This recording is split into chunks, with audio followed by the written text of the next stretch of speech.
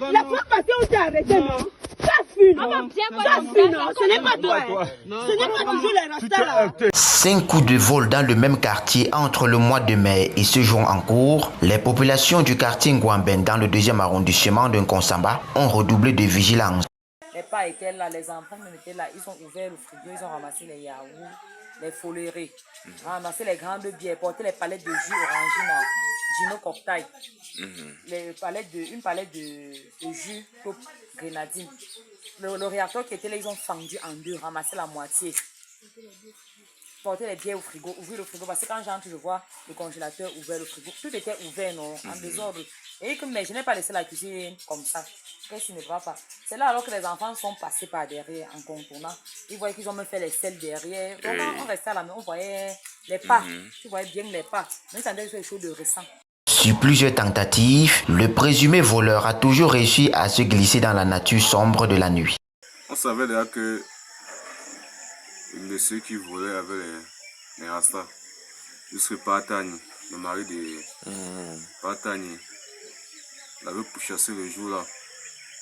Il avait remarqué par ses rastas, n'a pas pu l'arrêter. Comme dit l'adage, 90 jours pour le voleur, un seul jour pour le grand patron. Il dit qu'il venait chercher le bois. Il a déposé son bois ici. Oui, il y a une forêt ici. Il y a une forêt ici. Qu'ils nous disent qu'il l'envoie dans le quartier ici. Nous-mêmes, on veut le renfort. C'est alors que hier soir, aux alentours de 22h30, Papa Tani Jean-Pierre, de retour de chez lui, aperçoit un inconnu devant sa porte. Après interrogation, ce dernier tantôt dit venir prendre des renseignements, tantôt chercher du bois. Le père doit se saisir de lui et ce dernier va vouloir s'échapper.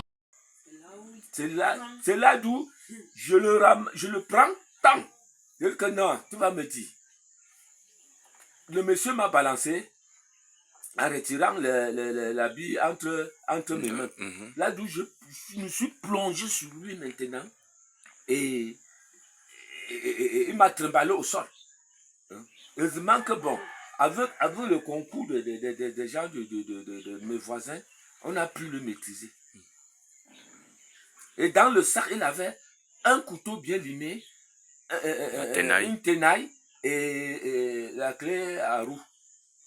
La voiture. Avec les voisins, il a été maîtrisé, puis signalé à la police qui est venue le chercher pour besoin d'enquête.